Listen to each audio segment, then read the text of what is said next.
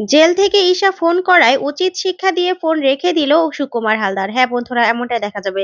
তাই সম্পূর্ণ জানতে ভিডিওটিতে লাইক দিয়ে চ্যানেলটি সাবস্ক্রাইব করে দেখতে থাকুন। গল্পের শুরুতেই দেখা যাবে কৃষ্ণা ঘন্টা বাজাতে গিয়েও থেমে যায়। তখনই পর্ণা বলতে থাকে, এ কি মা, আপনি থেমে আছেন কেন? আপনি ঘন্টাটা বাজান, তারপরেই আপনি প্রার্থনা করুন যেন আপনার ছেলেকে ঈশ্বর ফিরিয়ে দেয়। তখনই কৃষ্ণা এগিয়ে আসে পর্ণার কাছে। এগিয়ে এসে পর্ণার হাতটা ধরলেই তখন জেঠিমা বলতে থাকে, এ কি মেজো, তুই কি করছিস? তখনই কৃষ্ণা বলতে থাকে, পর্ণা তুমিও আজকে এসো, আমরা দুজন মিলে ঘন্টাটা বাজাবো। তখন পর্ণা খুশি হয়ে যায় আর বলতে থাকে, মা আপনি দেখবেন আমরা দুজন যখন সৃজনের জন্য প্রার্থনা করব, ঈশ্বর কিছুতেই সৃজনকে আমাদের কাছ থেকে কেড়ে নিতে পারবে না, কিছুতেই না। তারপরে দেখা যাবে ঠাকুর মশাই বলতে থাকে, নিন আপনারা ঘন্টাটা বাজানো শুরু করুন। তারপরে দেখা যাবে পর্ণা আর কৃষ্ণা একসাথে ঘন্টাটা বাজানো শুরু করে, ঘন্টা বাজাতেই থাকে।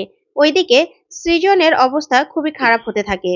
তখন আইসিইউ রুমে সৃজনের পাশে দাঁড়িয়ে আছে পুটি, সৃজনের বাবা আর পিকলু। তখন পুটি বলতে থাকে, বাবা। তখন ডক্টর ত্রিবেদী বলতে থাকে, মা তুমি কিছু বলো না, তোমার বাবার কাছে যেও না। তখনই পুটি বলতে থাকে, দাদু আমার বাবার হাতটা কেন আমাকে ধরতে দিল না? তখন সৃজনের বাবা বলতে থাকে, পুটি মা, তোর বাবা সুস্থ হয়ে তারপরে তোর হাত ধরবে, ঠিক আছে, তোর সাথে কথা বলবে। তুই না তোর মাকে বোঝাস সব সময়, তুই প্লিজ এরকম করিস না। তারপরে পুটি অবাক হয়ে তাকিয়ে থাকে। তখন সৃজনের অবস্থা খারাপ হতে থাকে। সৃজন কেমন যেন করতে থাকে। তখনই ডক্টর ত্রিবেদী বলতে থাকে, এরকম করছে কেন রুগী? তখন সৃজনের বাবা বলতে থাকে, সৃজন এরকম করছে কেন? কি হলো সৃজনের, কেন এরকম করছে? তখনই ডক্টর বলতে থাকে, দেখুন এতক্ষণ আপনাদের এখানে থাকতে আমরা অ্যালাউ করেছি, এখন প্লিজ এখান থেকে আপনাদেরকে যেতে হবে।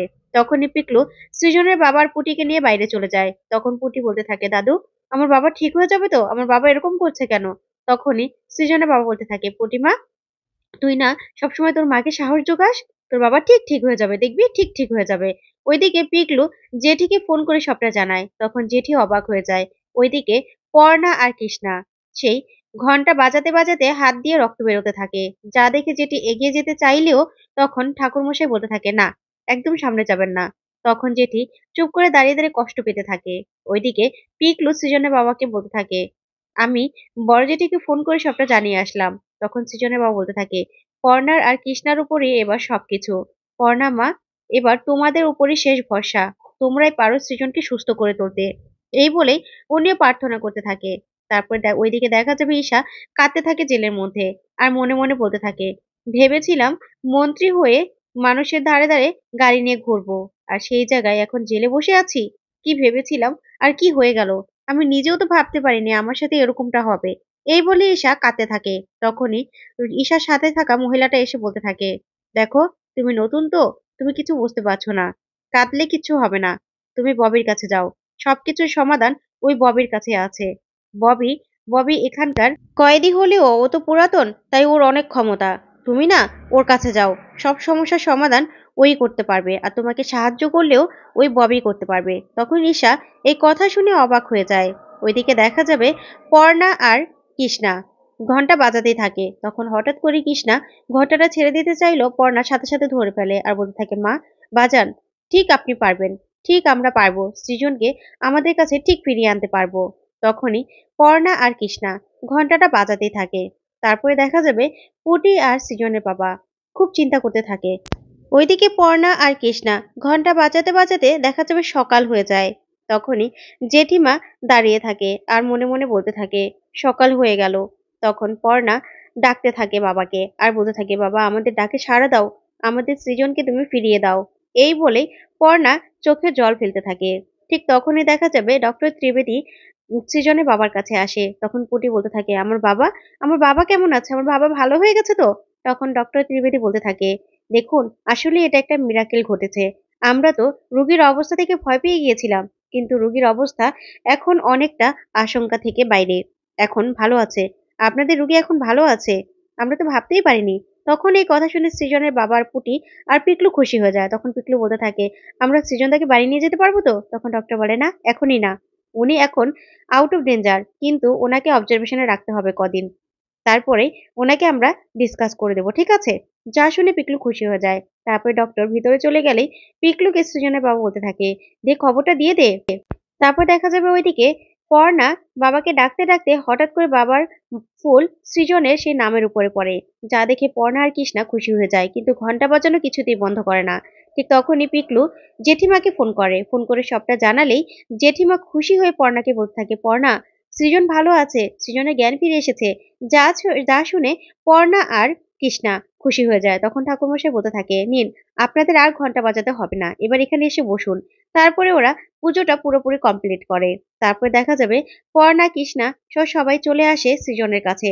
তখন সৃজনের জ্ঞানও ফিরে আসে। তখন পুটি, পর্ণা, কৃষ্ণা সহ সবাই সৃজনের কাছে। তখনই পর্ণা সৃজনকে বলতে থাকে, সৃজন, সৃজন। তখন সৃজন চোখ খুলে সবাইকে দেখে খুব খুশি হয়। তারপরেই সৃজন বলতে থাকে, পর্ণা, তোমার হাতে, মা, তোমার হাতে ব্যান্ডেজ কেন? তখন সৃজনের বাবা বলতে থাকে, সৃজন রে, এই ব্যান্ডেজের পেছনে অনেকগুলো কথা আছে বাবা, তুই জানলে অবাক হয়ে যাবি। যা শুনে সৃজন অবাক হয়ে যায়, বলতে থাকে, কি হয়েছে বাবা? তখন সৃজনের বাবা বলতে থাকে, কাল সারা রাত কৃষ্ণা আর পর্ণা মিলে একসাথে পুজো দিয়েছে, মন্দিরে ঘন্টা বাজিয়েছে। তখন জেঠিমা বলতে থাকে, হ্যাঁ রে সৃজন, এত বড় ঘন্টা, এত ভারী, সারা রাত কৃষ্ণা আর পর্ণা একসাথে বাজিয়েছে। ওদের হাত থেকে অনেক রক্তও ঝরেছে রে বাবা, তারপরে ওরা একটুর জন্য থামেনি। যা শুনে সৃজন খুশি হয়ে যায় আর বলতে থাকে, মা, পর্ণা, তোমরা আমার জন্য এত কিছু করেছো? তখন পর্ণা বলতে থাকে, সৃজন, এই কথা বলো না, তুমি আমাদের জন্য সবকিছু। তখনই সৃজনের বাবা বলতে থাকে, সব থেকে ভালো ব্যাপার এটাই যে পর্ণা আর কৃষ্ণা এক হয়ে তারপরেই তোকে ফিরিয়ে এনেছে। তখন কৃষ্ণা বলতে থাকে, বাবুর বাবা, বারবার এটা বলার কি আছে বলো তো? হ্যাঁ, আমি আর পর্ণা একসাথে ঘন্টাটা বাজিয়েছি। তখন এই কথাতেই পুটি বলতে থাকে, ঠাম্মি, তুমি এমন রাগ করছো কেন গো? ঠিকই তো, মা আর তুমি একসাথে বাজিয়েছো বলেই তো আজকে বাবা সুস্থ হয়ে গেছে, তাই না? তখন পর্ণা মনে মনে বলতে থাকে, মা, আপনি আমাকে পছন্দ করেন না সেটা আমি জানি, তবে কালকে যে আপনি আমার সাথে একসাথে ঘন্টাটা বাজিয়েছেন, পুজো দিয়েছেন সৃজনের জন্য, সেটাই অনেক মা। তারপরে সৃজন পর্ণা আর কৃষ্ণার হাতটা একসাথে নিয়ে তারপরেই চেপে ধরে আর বলতে থাকে, মা, আমি খুব খুশি হয়েছি, বিশ্বাস করো, আমার খুব ভালো লেগেছে। তখনই সবাই মিলে খুব খুশি হয়ে যায়। ওইদিকে দেখা যাবে ঈশা ববির কাছে যায়, গিয়ে বলতে থাকে, আমি ববির সাথে দেখা করব। তখন ববি বলতে থাকে, কি ঈশা হালদার, এতক্ষণে কোমর ভাঙলো? তখন ঈশা বলতে থাকে, না না ববি, আমাকে ক্ষমা করে দাও, আমি না আমার ভুলটা বুঝতে পেরেছি। আমি না বুঝতে পেরেছি তুমি এখানে সবকিছু। তখনই ববির লোকেরা বলতে থাকে, ববিদি, তোমাকে তেল মাখছে মেয়েটা। তখন ববি বলে, না, ওকে আসতে দে। তারপর ববির কাছে ঈশা গিয়ে বলতে থাকে, ববি, আমাকে প্লিজ একটা ফোন জোগাড় করে দাও, আমি একটু কথা বলবো। তখন ববি বলে, ববি ফ্রিতে কিছু করে না, টাকা লাগবে, টাকা। তখন ঈশা বলে, যত টাকা চাও তত টাকাই আমি দেবো, শুধু একটু ফোন করতে দাও। তখনই ববি একটা ফোন দেয় ঈশাকে ফোন করতে। তখন ঈশা সাথে সাথে সুকুমার হালদারকে ফোন করে। ওইদিকে সুকুমার হালদার আননোন নাম্বার দেখে ফোনটা রিসিভ করে। তখন ঈশা বলতে থাকে, থ্যাংক ইউ বেবি, তুমি আননোন নাম্বার দেখেও যে ফোনটা ধরেছো। আমি ঈশা বলছি, বেবি, আমার না এখানে থাকতে একদম ভালো লাগছে না, আমাকে তুমি এখান থেকে বের করে নিয়ে যাও। তখনই সুকুমার বলতে থাকে, ঈশা তুমি? তখন ঈশা বলতে থাকে, হ্যাঁ আমি, আমাকে ছাড়িয়ে নিয়ে যাও। তখন সুকুমার হালদার বলতে থাকে, একদম না, তুমি আমাকে একদম আর কোনোদিনও ফোন করবে না, বুঝতে পেরেছো? কোনোদিনও না। এই বলে ফোনটা রেখে দিলে। তখন ঈশা বলতে থাকে, ফোনটা রেখে দিল? তখনই সুকুমার হালদার ওর লোকদেরকে বলতে থাকে, তোমরা এখনই জেলে খবর পাঠাও যে ঈশা জেল থেকে ফোন নিয়ে তারপর বাইরের লোকদের উত্ত্যক্ত করছে, আর ও যেন কোনোদিনও আমাকে আর ফোন করতে না পারে, সেজন্য আমি ফোনটা এখনই সুইচ অফ করে দিচ্ছি। এই বলে সুইচ অফ করে দেয় সুকুমার হালদার।